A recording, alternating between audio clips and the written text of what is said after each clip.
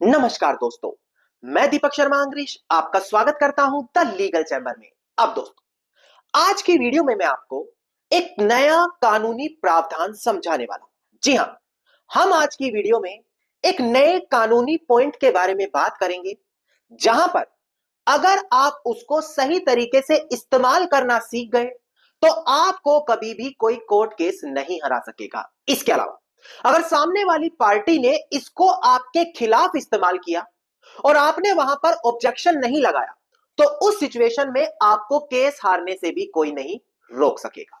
जी हां दोस्तों, हम बात कर रहे हैं ऑर्डर 6 रूल 17 ऑफ सीपीसी, जो बात करता है अमेंडमेंट इन द प्लीडिंग। यानी कि अगर आपने कोर्ट के भीतर एक बार अपना दावा प्रस्तुत कर दिया और उसके अंदर अगर आप किसी चीज को जोड़ना चाहते हैं, कोई नई चीज ऐड करना चाहते हैं, तो यही ऑर्डर 6 रूल 17 के थ्रू आप अपने दावे में संशोधन कर सकते हैं, जिसको बोला जाता है कि आप अपनी प्लेंट में अमेंडमेंट कर सकते हैं। अब ये एक ऐसी टेक्निक है जहां पर लोग बाद में संशोधन करके केस को या तो पूरा पलट देते हैं या फिर अपनी मुख्य बातें जोड़कर दूसरी पार्टी को केस हरा देते हैं। और आज की वीडियो में मैं आपको इसी चीज से कैसे बचा जाए, कानूनी प्रावधान क्या कहता है, कानून क्या कहता है, ये सारी चीज डीपली समझाने वाला हूं। तो काफी इंपॉर्टेंट वीडियो है, बड़ी ध्यान से आप लोगों को देखना होगा। अब दोस्तों, अगर आप लोगों को हमारी ये वीडियोस अच्छी लगती हैं, अगर आप लोगों को हमारी तरफ से किए गए एफर्ट्स अच्छे लगते हैं, तो मेरा आप लोगों से अनुरोध है, इस वीडियो को आप लाइक जरूर करें, ज्यादा से ज्यादा शेयर जरूर करें और अपना वैल्यूएबल कमेंट सेक्शन में जरूर लिखें। तो चलिए दोस्तों, अब आज की इस वीडियो को हम ज्यादा लंबा ना करते हुए आज की इस वीडियो को स्टार्ट करते हैं।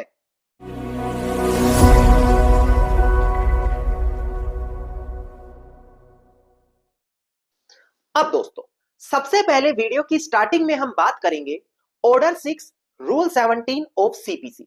अब एक बार डिस्प्ले पर ध्यान दीजिए, आपको यह प्रावधान डिस्प्ले पर दिखाई दे रहा होगा। देखिएगा, ऑर्डर 6 रूल 17 कहता है अमेंडमेंट ऑफ प्लीडिंग, यानी कि अपने दावे में संशोधन करना। देखिए क्या बोला है, कोर्ट में, यानी कि ये कोर्ट की पावर है, जहां मे वर्ड यूज होगा कोर्ट के साथ, मतलब कोर्ट की पावर है, चाहे तो अलाउड करेगा चाहे तो अलाउड नहीं करेगा। कोर्ट किसी भी प्रोसीडिंग की स्टेज में दोनों पार्टियों को अलाउड कर सकता है, या तो अपने दावे में ऑल्टरेशन यानी कि चेंजेस कर दो, या अमेंड कर दो यानी कि उसमें कोई नई चीज जोड़ दो। ये कोर्ट की पावर है, ऐसा अलाउड कर सकता है। और ऐसा कब अलाउड करता जाता है, जब रियल क्वेश्चन इन कंट्रोवर्सी को पता लगाना हो, यानी कि विवाद के पीछे का मुख्य कारण क्या है, किसकी गलती है किसकी गलती नहीं है। अगर ये चीज कोर्ट को पता लगानी है तो ऑल्टरेशन और अमेंडमेंट कोर्ट अलाउड कर देता है। अब यहां से आपको पता लग गया कि ऑर्डर 6 रूल 17 आखिरकार कह क्या रहा है। अब इसके बाद हम बात करते हैं कि अगर कोई व्यक्ति कोर्ट में संशोधन कराने जाता है तो कोर्ट में किन किन चीजों पर गौर दिया जाता है, मतलब कोर्ट क्या क्या चीजें देखता है तभी किसी पार्टी का संशोधन अलाउड करता है। ध्यान दीजिएगा, डिस्प्ले पर एक काफी बड़ी जजमेंट है जहां पर मैंने कुछ मुख्य चीजें चुनकर निकाली है। एक बार डिस्प्ले पर ध्यान दीजिएगा, आप केस टाइटल था जजमेंट का MS Rajitu builders and developer versus MS Narayan Swami and sons and other, 9 अक्टूबर साल 2009 की जजमेंट है। यहां पर कुछ मुख्य चीजें बताई गई उस कंडीशन में जब आप दावे में संशोधन की मांग करेंगे। ध्यान दें किन किन चीजों को देखकर संशोधन अलाउड किया जाता है। सबसे पहला पॉइंट जो देखा जाता है वो है कि बैलेंसिंग ऑफ जस्टिस, यानी कि कोर्ट यह देखता है कि जिस चीज को लेकर संशोधन की मांग की जा रही है, क्या संशोधन करना इतना जरूरी है ताकि जो जस्टिस है, न्याय दिलवाना, उसको प्रॉपर तरीके से बैलेंस किया जा सके। अगर कोर्ट यह देखेगा कि हमने संशोधन करना मना कर दिया, क्या इससे जस्टिस को तो नुकसान नहीं पहुंचेगा, न्याय मिलने में कोई दिक्कत तो नहीं आएगी, यह चीज सबसे पहले कंसीडर की जाती है। इसके बाद जो दूसरी सबसे मुख्य भूमिका निभाता है वो होता है डिले एंड प्रेजुडिस, यानी कि अगर यहां पर एक पार्टी देरी से कोर्ट में आई है और संशोधन कह रही है तो क्या इससे विपरीत पार्टी को, विपक्षी पार्टी को कोई नुकसान तो नहीं हो जाएगा काफी बड़ा, यह चीज कोर्ट वहां पर देखता है। इसके बाद जो तीसरा पॉइंट देखा जाता है गुड फेथ, क्या जो संशोधन की कोर्ट से मांग की जा रही है कहीं इसके पीछे कोई चालाकी तो नहीं कर रहा, या गुड फेथ में कोई गलती भूल चूक के चलते वो चीज नहीं लिख पाया था जिसके लिए अब संशोधन की मांग कर रहा है। इसके बाद देखा जाता है स्टेज ऑफ प्रोसीडिंग, यानी कि किस प्रोसीडिंग की किस स्टेज में, क्या अभी केस डाला गया है, क्या एविडेंस पर है, क्या फाइनल आर्ग्यूमेंट पर है, किस स्टेज पर कोर्ट से संशोधन की मांग की जा रही है। यह बोला जाता है कि अगर केस की शुरुआती क्षण है और उसी दौरान आप संशोधन ले जाएं तो कोर्ट आपका संशोधन स्वीकार कर लेगा। पर अगर आप लेट आते हैं और आपके पास कोई बड़ा रीजन नहीं है तो कोर्ट आपका संशोधन स्वीकार नहीं करेगा। लास्ट पॉइंट आता है कोज ऑफ एक्शन, यानी कि अगर आपका संशोधन अलाउड कर दिया गया तो ऐसा तो नहीं कि जो मुख्य कारण था विवाद का वो ही बदल जाए, जो केस का नेचर था वो ही बदल जाए।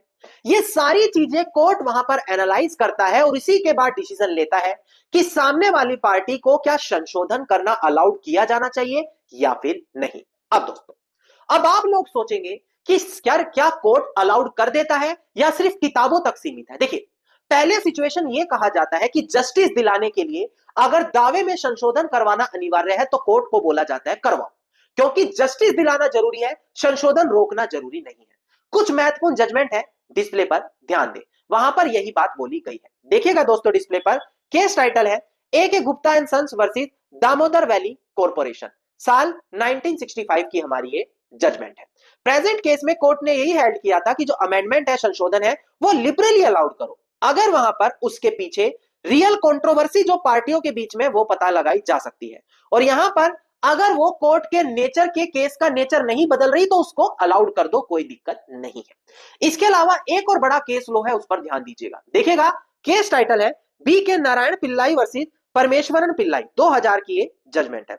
यहां पर कोर्ट ने यही एम्फसाइज किया कि जो टेक्निकलिटीज है, जो मतलब प्रावधान है, वो किसी को जस्टिस दिलाने में बाधा नहीं बन सकती और संशोधन को अलाउड किया जाएगा अगर वहां पर जो दोनों पार्टियों के बीच विवाद है उसको सुलझाने के लिए वो संशोधन करना अनिवार्य है। मतलब कि अगर आपके पास पॉइंट में जान है, आपका संशोधन इंपॉर्टेंट है, एडवोकेट अच्छे आर्ग्यूमेंट रेलिवेंट जजमेंट के साथ करना जानता है, तो आप कोर्ट में संशोधन स्वीकार करा सकते हैं। अब ध्यान दें, कई बार देखने को मिलता है सामने वाली पार्टी शुरू में एक लिमिटेड दावा कोर्ट में प्रेजेंट करती है ताकि आपका जवाब लेकर क्या आपका डिफेंस है वो पता लगाया जा सके।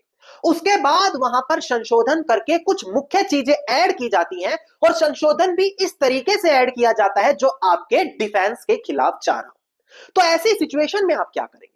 देखिए दोस्तों, साफ बोला जाता है सबसे पहली चीज कि जो संशोधन होगा केस के शुरुआती क्षणों में होगा। दूसरी चीज, संशोधन इस तरीके से किया जाएगा कि पार्टी के ऊपर कोई एडवर्स इफेक्ट ना पड़े, और संशोधन करने के बाद जो केस का नेचर है वो बदले ना। ये सारी चीजें होनी अनिवार्य है। और अगर कोई बाद में संशोधन दे रहा है और आपको लग रहा है कि इससे आपको नुकसान हो रहा है, तो आपके जो एडवोकेट साहब है अमेंडमेंट के बाद रिप्लाई भी रेलिवेंसी के साथ करेंगे, तो उनका मैटर आपके केस पर फर्क नहीं डालेगा। जो संशोधन किया गया है उससे आपके केस पर कोई खास फर्क नहीं पड़ेगा। अब एक काफी इंपॉर्टेंट लेटेस्ट केस लो है जो मैं यहां पर लेकर आया हूं, जो संशोधन किस स्टेज तक अलाउड होता है इस बारे में बात करता है। देखिएगा दोस्तों, डिस्प्ले पर इसका केस टाइटल है अरुण कुमार संगेरिया वर्सेस बलराम महतो। इसका साइटेशन नंबर है 2024 झारखंड हाईकोर्ट 181 और डेट ऑफ ऑर्डर है हमारा 14 नवंबर साल 2024। झारखंड हाईकोर्ट की जजमेंट है, काफी इंपॉर्टेंट जजमेंट है। अब एक बार डिस्प्ले पर ध्यान दें कि यहां पर आखिरकार झारखंड हाईकोर्ट ने क्या कहा। देखिएगा, ऑनरेबल झारखंड हाईकोर्ट ने इस बात को दोबारा से दोहराया, रिट्रीट मतलब दोहराना, कि अगर कोई संशोधन कराना चाहेगा अपनी प्लीडिंग्स में तो उससे सबसे पहली चीज ये देखी जाती है कि जो केस का नेचर है वो उसमें चेंज नहीं होना चाहिए, और दूसरी चीज, जो अपोजिट पार्टी है उसके राइट को वो डैमेज ना करे, उनके लिए वो नुकसानदायक ना हो। इसके अलावा कोर्ट ने यहां पर यही ऑब्जर्व किया कि प्रेजेंट केस में जो संशोधन मांगा जा रहा है वो एविडेंस के कंक्लूजन के बाद मांगा जा रहा है, और अगर वहां पर अलाउड किया जाता है तो इससे केस का नेचर भी बदल सकता है। तो यहां पर इस चीज को परमिट नहीं किया गया क्योंकि ये दूसरी यानी कि डिफेंडेंट के लिए हानिकारक साबित हो रहा था। अब यहां से आपको एक चीज समझ में आ गई कि संशोधन करना है तो शुरुआती क्षणों में करो जैसे ही दावा डाला गया है। अगर आप एविडेंस ट्रायल होने के बाद संशोधन जा रहे हैं तो वो काफी मुश्किल हो जाता है कि आपका संशोधन स्वीकार किया जाए। ऐसा नहीं है नामुमकिन है, पर काफी मुश्किल हो जाएगा, जैसे कि प्रेजेंट केस में मैंने आपको बताया। और सबसे इंपॉर्टेंट चीज कि संशोधन कभी भी केस का नेचर ना बदले, ये चीज यहां पर जरूरी है।